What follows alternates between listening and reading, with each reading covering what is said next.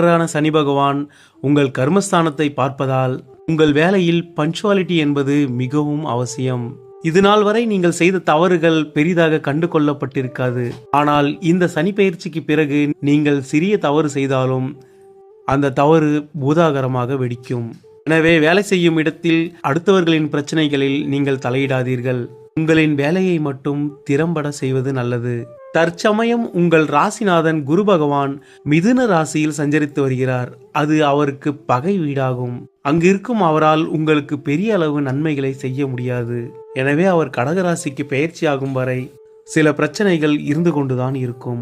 அவர் உச்சம் பெற்ற பிறகு அவரின் பார்வையும் உச்ச சஞ்சாரமும் உங்களுக்கு மிகுந்த நன்மைகளை கொண்டு வரப்போகிறது.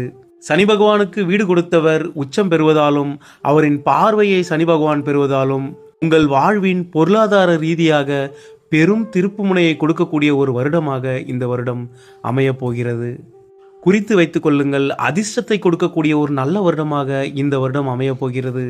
வீடு கட்டுவதை தன் வாழ்நாள் கனவாக கொண்ட பலருக்கு சொந்த வீடு வாங்கவோ அல்லது கட்டவோ யோகமானது ஏற்படும்.